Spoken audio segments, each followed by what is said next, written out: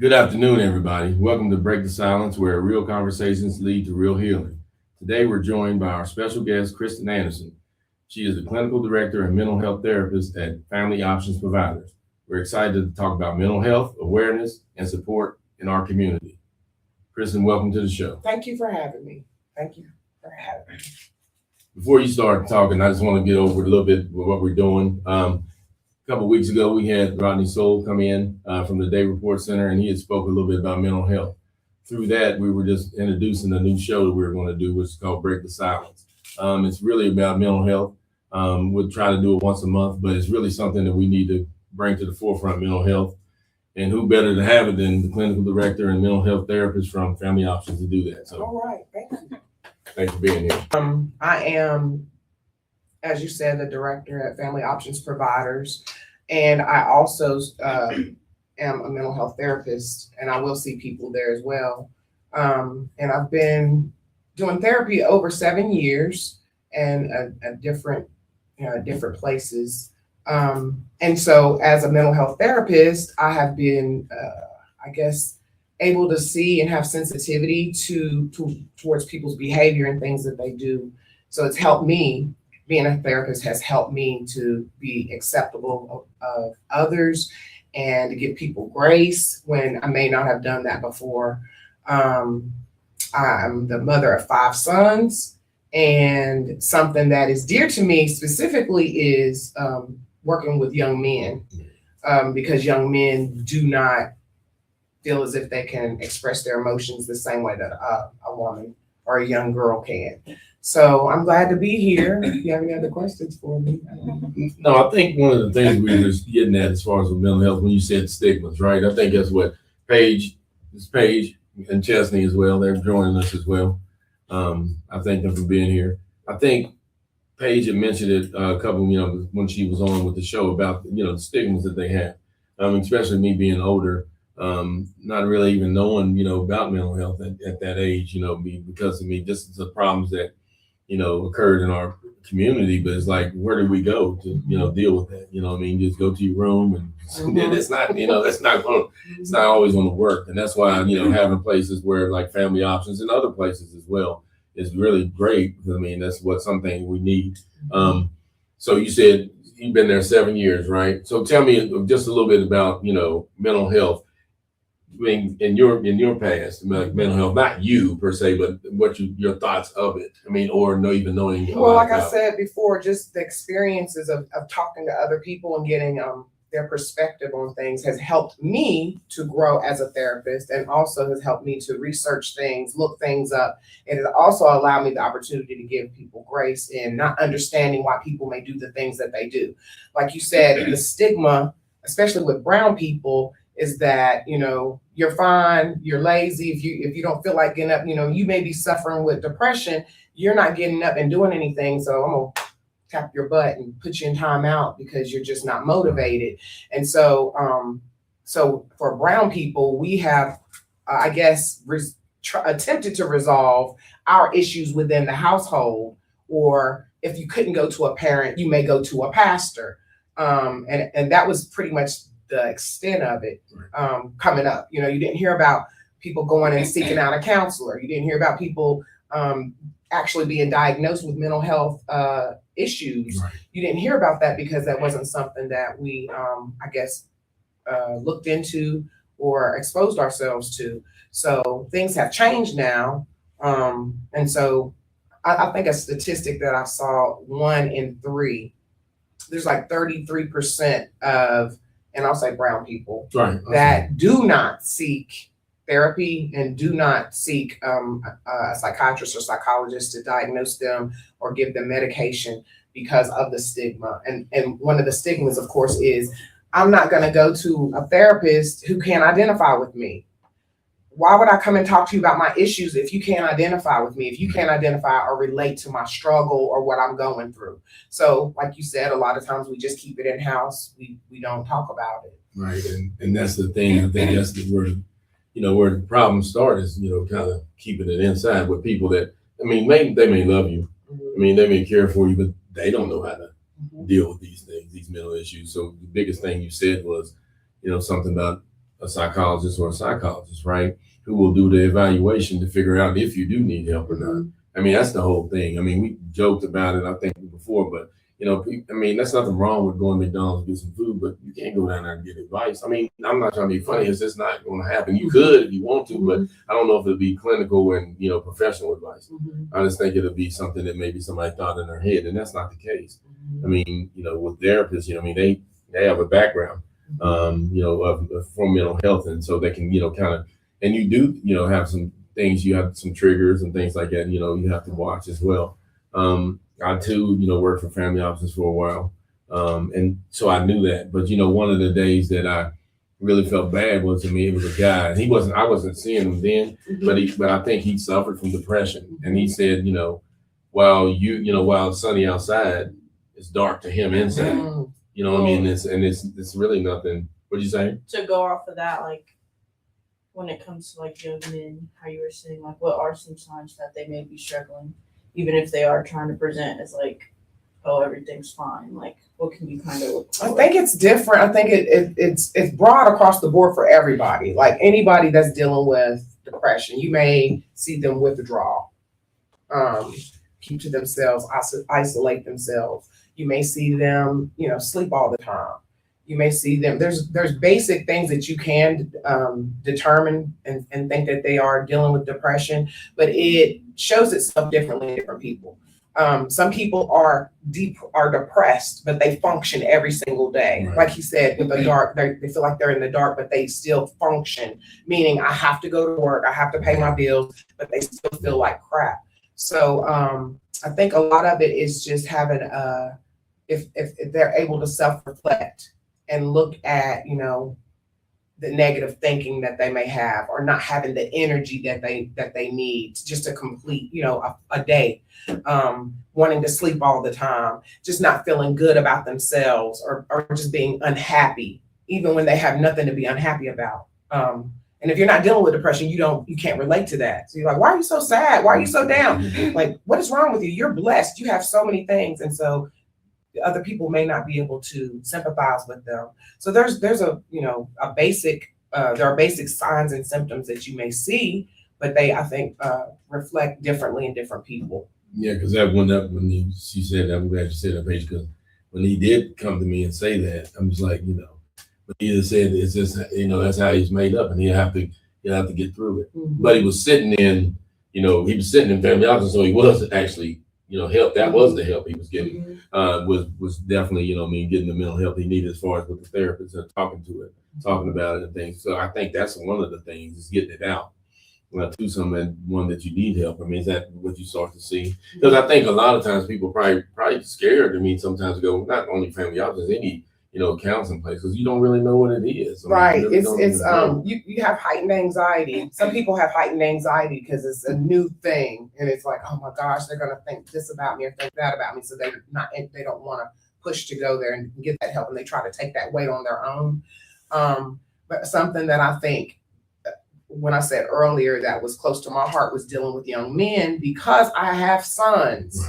Right. And I have observed how they handle stress or how they've handled pressure. I've observed that. And so I realized that as a society, we don't let our young boys cry. Right. We don't encourage them to express their emotions. They fall down on the ground, we tell them, get up, you all right, don't you cry, dust your knees off. Little girl falls down and she gets babied and pat on and she's allowed to express her emotions. So from a young age, our young men are taught to hold their emotions in. So then as they grow and life stuff happens, they don't really know how to process how they feel about things. So sometimes it may show itself in anger. You hear people say, oh, you need anger management. It may show in anger. It may show in other ways. But I think that it's important, and this is something that I used to tell my boys all the time. Jesus wept.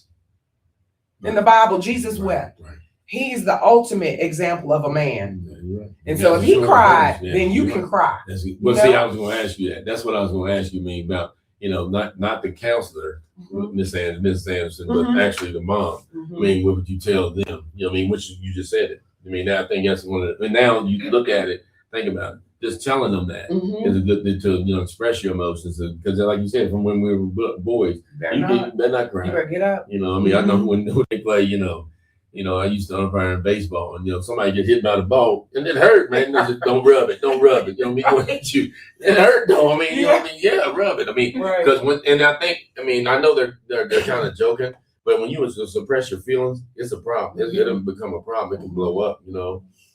Somebody was saying a long time ago, just like that's a water bottle, but imagine it not being, and you keeping all that stuff underneath there. Mhm. If you open it up, it's going to explode. I always tell people that that especially young men, they've been taught to walk around and they're emotionally constipated.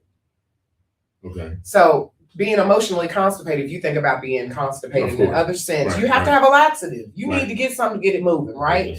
And so going to therapy and talking about your issues and finding somebody, even writing your thoughts down, that's like a laxative to help with that emotional constipation. And sometimes it takes that. Sometimes it takes something graphic in order to see that, right? I mean, but here's the thing though. I'm still guarded though. You know what I mean? When I come down, I don't know you. You know what I mean? You don't know me. Plus, guess what?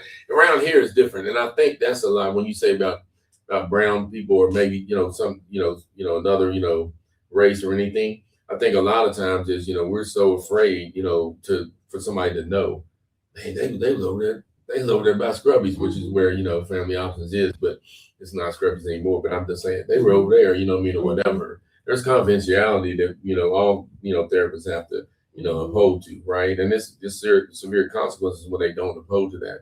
But I think a lot of times that's why people don't want to. It is because of that, and it can be based on culture.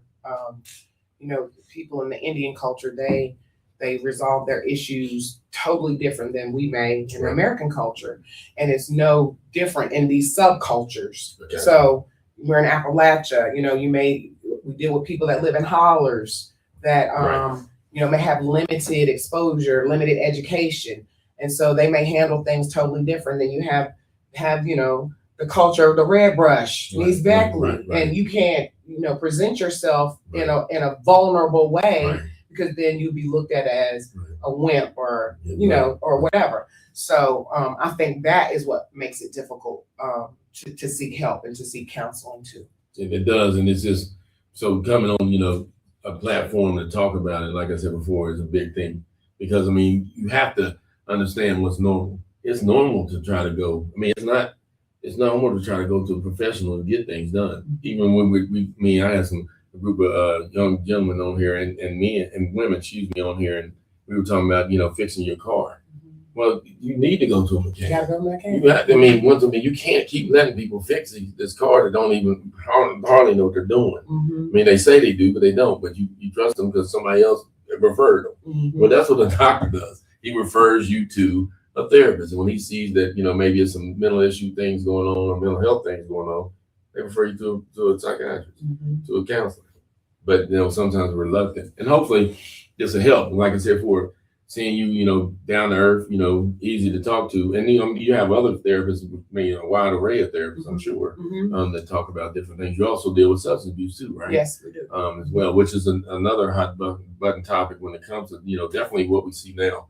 But that's a way to deal with it as well. So you do that as well in Family Options. So we have a sister, it's all under the same umbrella, Family Options and Lifeline Addiction Specialists. We're neighbors, but we are the same. Gotcha. And so people that have addiction issues will go to, we'll do their intake and then they'll go to Lifeline and see the doctor. Good. And sometimes you don't have to come in, you can do it over telehealth. Good.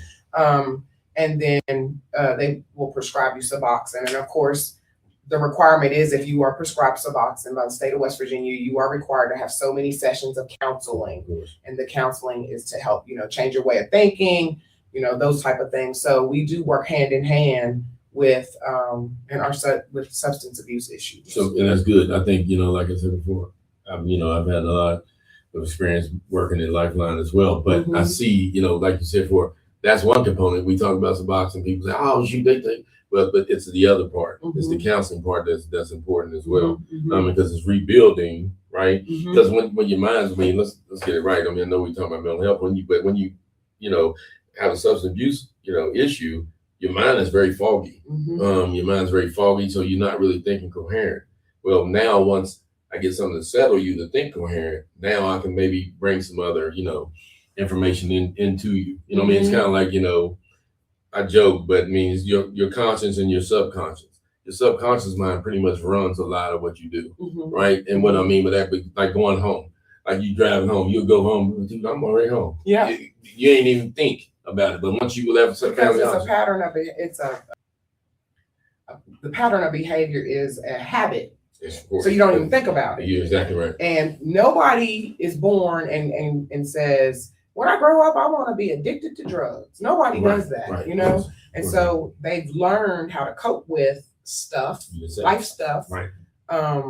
By using substances. And then it continues, that pattern of behavior continues. Now I got two problems. The problem I had before, Mm-hmm. now I have this substance use issue as well. Mm-hmm. So now you never really get away from it. And You now have to that's why, learn new ways Right. of coping. and I like to talk like that's why I said, because when we say that, you know what I mean, about, Lifeline or any, Suboxone or whatever, methadone, it's just getting down to the root of the problem as well, even though I know, but some people that's medically assisted, treatment. Mhm. Exactly. That's what MAT is what it's called. So that's one way. This, way as far as mental health is another way too as well. I mean, and that's why, before we, maybe don't even get to the substance, you can get it solved before then.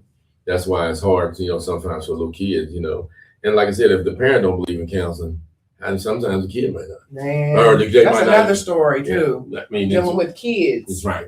It's And right. not with substances, just with mental health. And this is me, and I'm entitled to my opinion.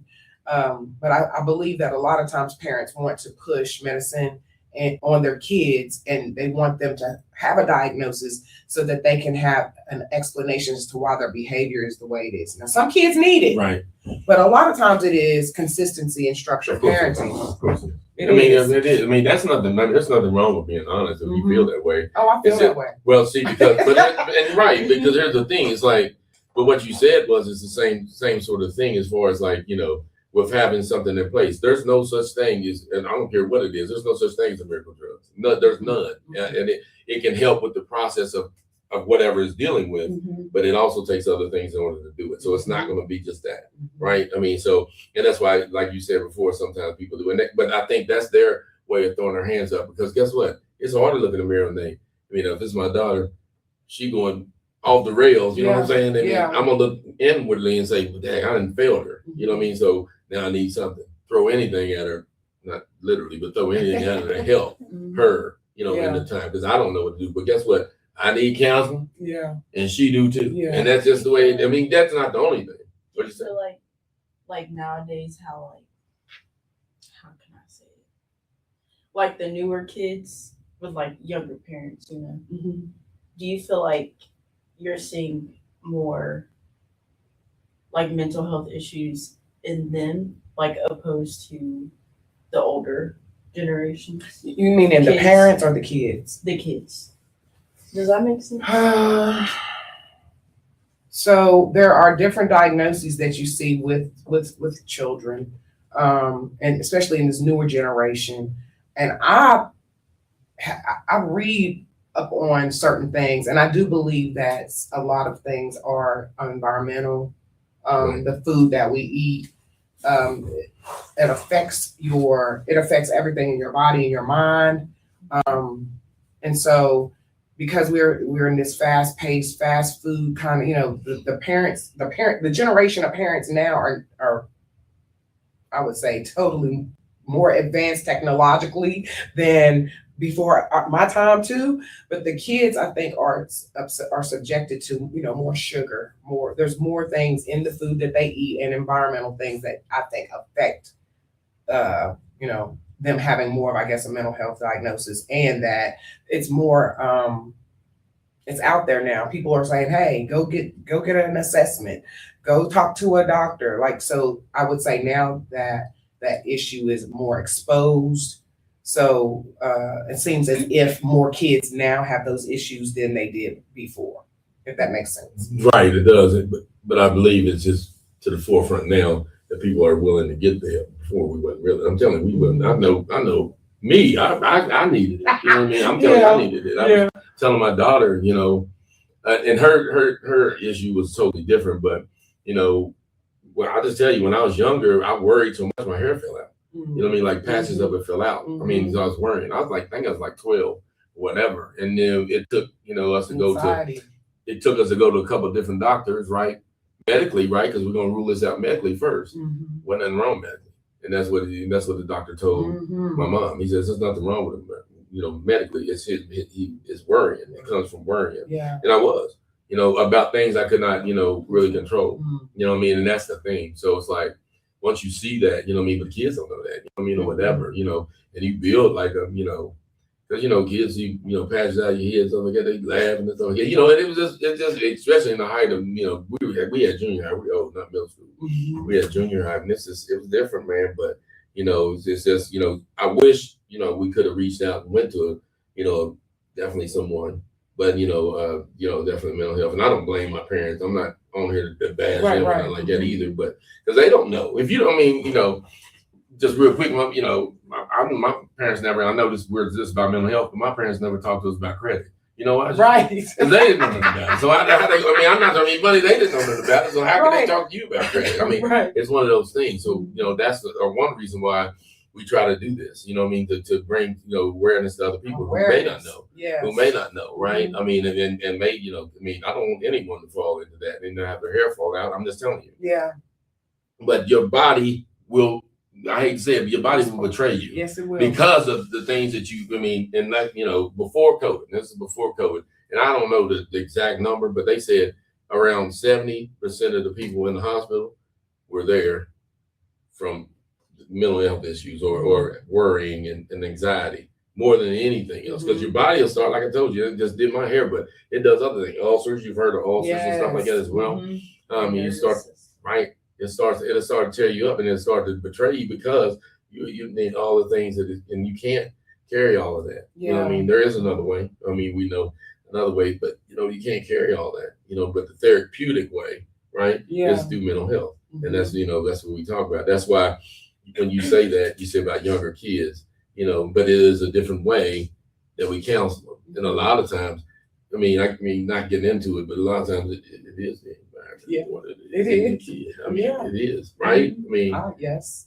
And that's tough, you know what I mean, to hear, because we can't actually, I mean, of course you got CPS and things like that, and it can get there. Don't get me wrong, you can get there. I mean, let's get that right.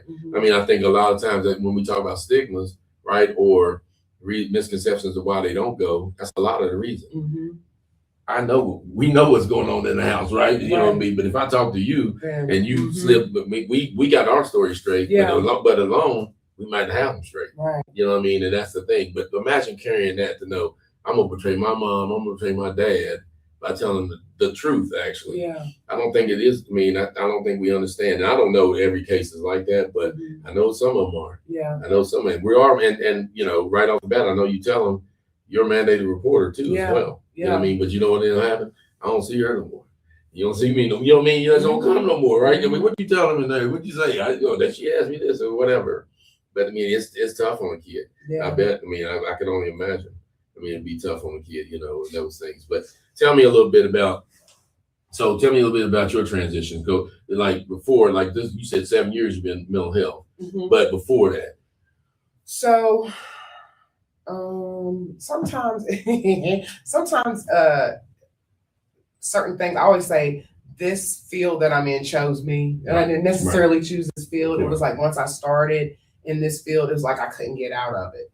And I'm not saying that I tried really hard, but you know, when you look for other avenues, and it's like, well, I have experience in this, I have experience in that. So when the next job comes along, it's in the same field.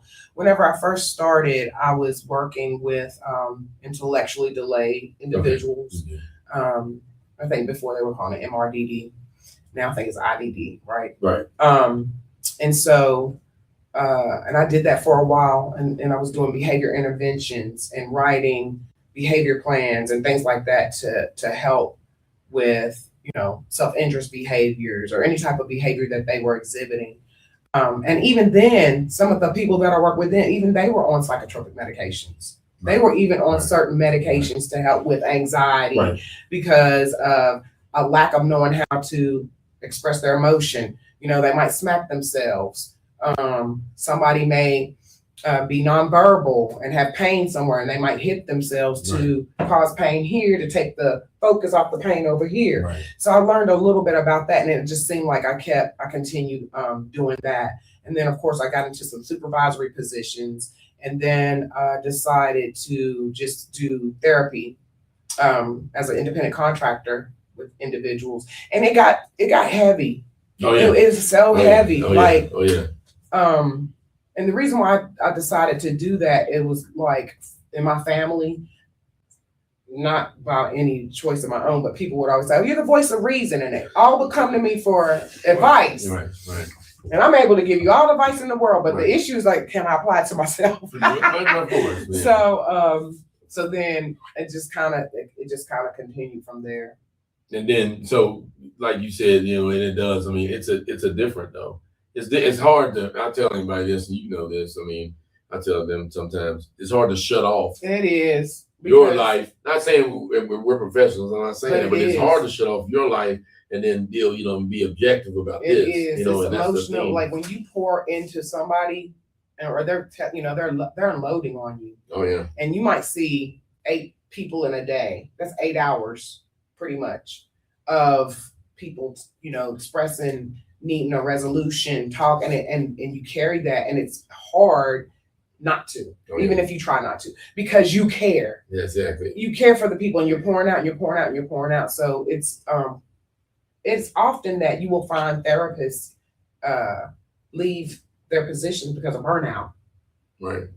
And which is hard too, because once somebody's established a rapport with you, no. then their therapist leaves them, you know. I mean, that's yeah, you're right. And it may not just them leaving just because of that, but you know, they may get more pay somewhere else or whatever. But it seems in the nature of the beast is that you may start a relationship with someone in therapy, and then they end up shifting. But you have the right to go where your therapist goes. Right.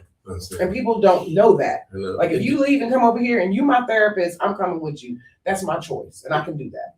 But and you're right, but there is an end, and I just don't know that. You know what I mean? And I think that's the only thing I would say that kind of, I ain't gonna say worries me, but there is an end to therapy. I just you know how they speak about, you know, you're supposed to talk about your exit the first day. It pays. Listen, we're gonna meet together, but you know at the end there's gonna be an ending to this because it can be kind of intertwined as being like a, you know, like a friendship, but it's really not though. You know what I mean? I'm not trying to be funny. It's really not. I'm there to help you. You That's mean what I'm like there to do. an into that particular therapist or into Therapy. therapy? No, well, I think it's the end of therapy. Yes, therapy is not forever.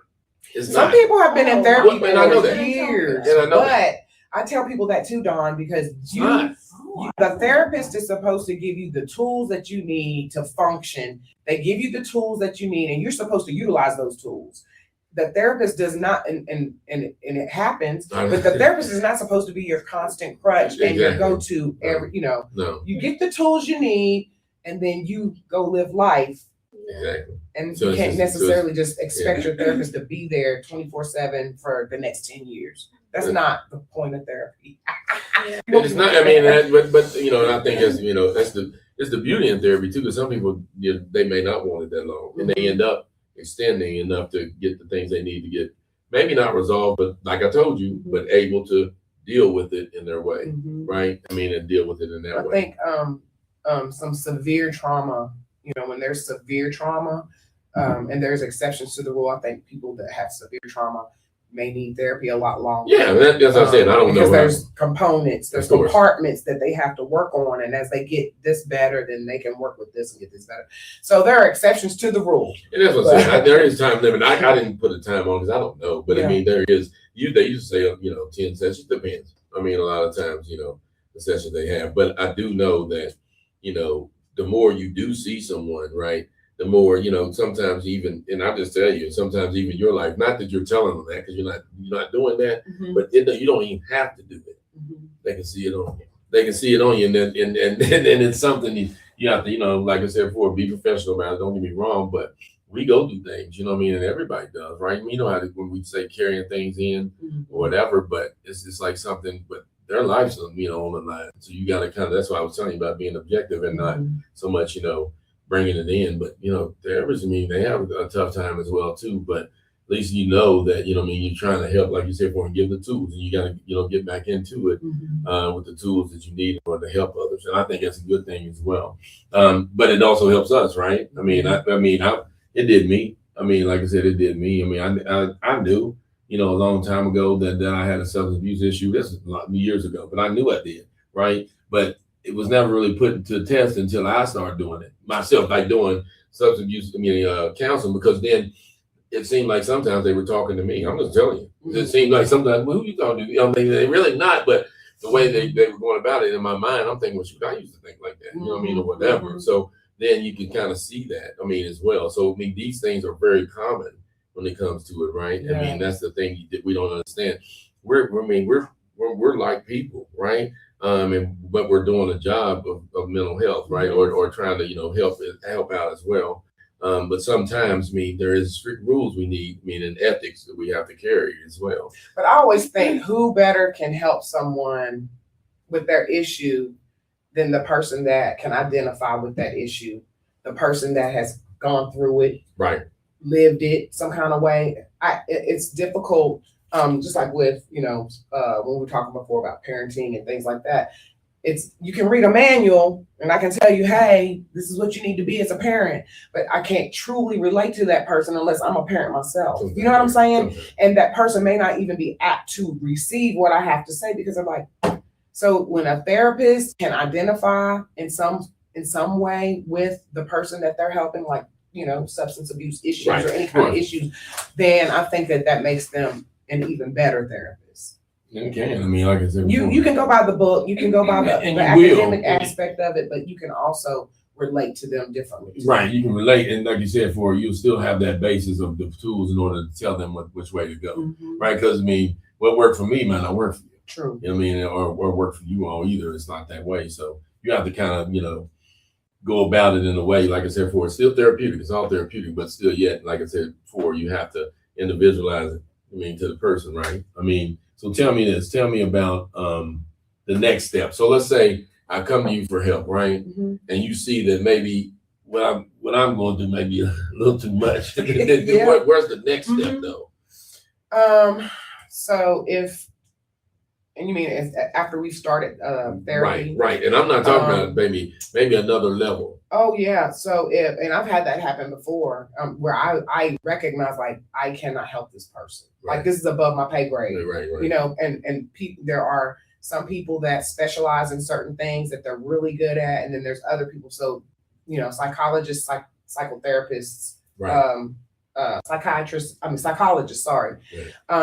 And there's no shame in referring somebody to someone else that can handle whatever they are dealing with. There's no shame in that, because ultimately the ultimate goal is that we help this person, and recognizing that hey, I may not be able to help this person, so I'm going to refer them here. So that's exactly what I would do, right? And have no qualms about it. But I think that's what it means. That's what it takes, right? Once you start, you never know where a person might, when they open up, you never know where it might go as far as that goes. Yeah, you might see people, and there should be no competition in this field. Just let me just say that. Right, of course. It shouldn't be, because the ultimate goal is we need to help people. And if I recognize over here that we're unable to help you the way that you need the help, then why not refer them somewhere else that can? Right. Yeah. Because that's what I said, because it can be reciprocated the same way, right? I think that's the thing. But I know, with everything else, competition comes into it. It does. And that's one of the things, And I, like I said, me personally working for family office, I knew that wasn't the case. I can make people feel I'm being biased. I'm not. I experienced it. I still, I've talked to a few of your former people. They love you, Dawn. They're like, where'd Dawn go? We want Dawn. We want Dawn. Well, I'll tell you the truth. I'll tell you the truth. A lot of it, when you say burnout, I've never really, it wasn't a burnout, but it is hard when you, like I said, because I don't know, for me personally, if I see you I know you might not feel you're at your best, but better than what you've told me before, but you still not feeling it. Because I think that's the thing when we talk about setting goals, right? You have to set goals early to make them realize or see some tangible things that they can say, oh, shoot, I made a jump in this, or I've done these things. Basically, like an evaluation of these things. But when they feel like they're because life sometimes it's not a quick fix to any of it. You know what I mean? It's not. And sometimes, guess what? This is biblical, but forgiveness. You forgive them for you, not so much for them. Because a lot of things we've done in the past, we think that we can reconcile. That's reconciliation. That's not forgiveness. And reconciliation is when they accept it. They may never accept it, but when I'm bringing all these things up and I want it to be, back to, it may not ever be back to normal, and that's okay. The fact that now I still can build a bigger and better you through, the relationships that you form, especially with your kids and things like that. Because a lot of times, a lot of people, either lose their kids, to custody or whatever, and put them in state's custody and stuff like that, but they still need to be raised. They'll be 18, you'll be there for them and ready to help them as well. So a lot of it. So you do all, not so much dealing with CPS per se, but you do deal with, definitely help with like domestic violence and things of that nature too, as well. And then also now I think you all do, DUI. Yes, right? Yes, we do. We do have DUI classes. There's a process to enrolling in our DUI program, but you can give us a call and we can get you set up. I think it's like depending on what level you are, 6 to 8 weeks. Okay. You can do the class remote on your phone or on the Zoom, right? And get it out the way. That way you'll be on. Now you teach that as well? No. Okay, you don't teach it. I didn't know. No. I didn't know, but because I know. Like I said before, I know several other places that done it as well. I think you've been doing it for maybe a year or so, maybe. What DUI? Yeah. I think we've been doing it longer than that. That probably a little bit longer. That's good. I think right. I think it's good. Like I said, all those things. But like you said, for even that, right? Even that, I'm sure, because I've never been through class, but even that. I guess we'd be talking a little bit about, opening up about some of that. Because like you said. Yeah, because you're required to do counseling too. See, that's a good thing. Driving under the influence. Okay. Just making sure. Oh, yeah. Driving intoxicated or any kind of infraction that the DMV may take. So they do link it into counseling as well. That's great. Yeah. I think that's a good thing too. Getting down to the bottom of it. I always say, I say this, it's not so much a DUI thing, but drinking was different, man, when I was younger. It really was. It was more acceptable, right? Even the drive. Not me, but I just remember that, and I never knew the effects of it until I got a little bit older. Yeah. God, I didn't know that. I never heard of cirrhosis. I never heard of that. Yeah. You know what I mean? I never heard of it. And this, but I do believe that, I'm just saying, some of my aunts and uncles, they turned to that because they did, instead of counseling. So that's why I said that in my mind, if I come over here and people think, listen, I'd rather do it this way than that way. Yeah. That way it's going to get you to the grave. I'm telling you. I don't know when. I can't tell you. But you think about it, like you said, you were younger, and we've all done things when we were younger that we just didn't have any clue about, the future and what it would look like. But when you have lived through stuff, you have gained wisdom and knowledge about those certain situations. Now you make a choice, right? Because you got information. Of course, you make a choice, you make a decision. It's like, I'm not doing this because da da da da da. And I think that that's also that's something that's helpful in counseling when people make a conscious decision to do something different. Right. And utilizing the tools given, like with substances or whatever, like I choose to do it this way this time instead of that way. Same thing with, any kind of life stuff that we go through. As you get older, you learn things, you gain wisdom and knowledge about it, and then you make a different choice. Right. Yeah. Right. And I think this is where we can go.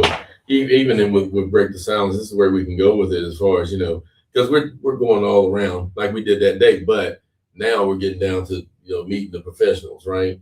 And definitely bringing you back and bringing others back that can kind of focus on, a topic, right?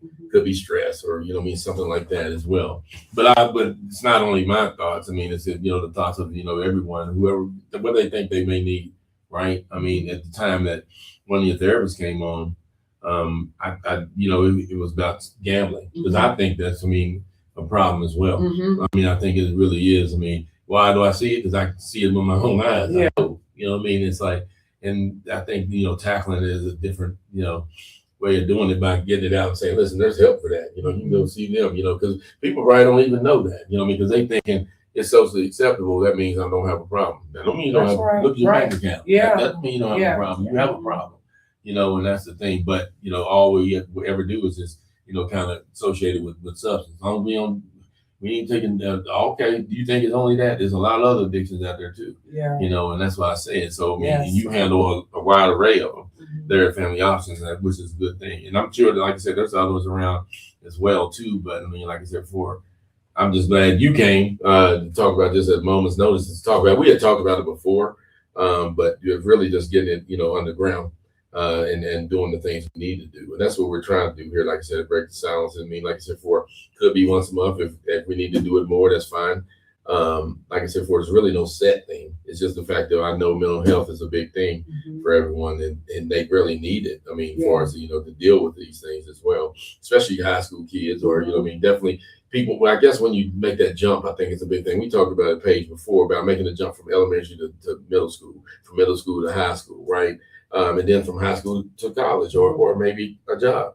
I think a lot of them, it hits you in the face, right? You had five children. You got 5 children. Think about it. Even there, and they all kind of stepped up. So, but still, you can't. It ain't in the playbook to say, okay, this one. It's not. I mean, it's not. It's different. You know what I mean? And you know that.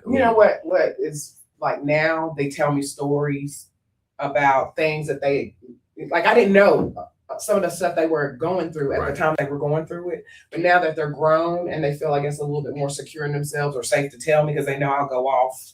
They tell me things that they had to endure, how they felt about things at school. And it breaks my heart, but they made it okay. They're okay. Right. But, and I guess that's common with young kids transitioning from one class to the next. It's a lot of anxiety. I know I had it, Right.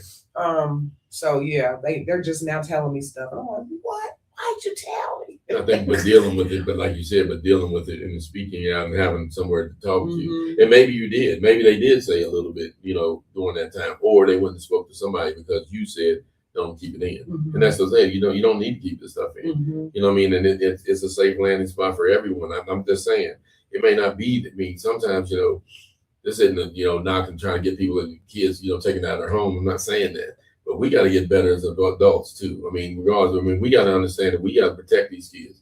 That's what Child Protective Services is. And so I know people don't like them. I get all that too. But their main objective is to take care of the kids. Child Protective Services. That's what they are. That's what they're there to do. I'm not saying they don't care about adults. They do. But but a lot of times they got who's to speak for a kid that can't speak. Right. Who's going to speak for that person? For that one. They're not. That's the thing. So, but the more help we can get, the better. Right. And if you see that your kid may be needing some help, I would say, last thing I would say, we do a lot of, we see a lot about school shootings and things of that nature and stuff, which is terrible, right? Yeah. But one of the things I start to see is the fact that even a lot of them receive mental health, and that's the thing. So watch, get in your kid's life and watch them. And make sure they're doing, or emotionally stable. Yeah. Because it's a lot of different things, twists and turns in life, and we know that. And just get out there and do it. Maybe, like I said, we do something on that. If you know of anyone, like I said before, want to come on, like I said, to break the silence, we love to have them. Yeah. Love to have you back. Like I said before, I appreciate it. I know, like I said before, we'll get you back for a collective conversation and we'll dig into your own personal stuff, right? Too. Y'all want to get personal? No, you got 5 kids. She said five big boys. Kids, five boys is the key word. 5 big boys. Not little either. So that's another thing. So it's like, man, oh man, Yeah. It's a great thing. It was great to have you, like I said before. And like I said, if you know any other mental health topics you'd like to speak about, awareness, support, please, shoot them to our comments, please. And like I said before, and like I said again, thank you all for joining us, and we'll do it again possibly next month or even next week. Thank you for having me.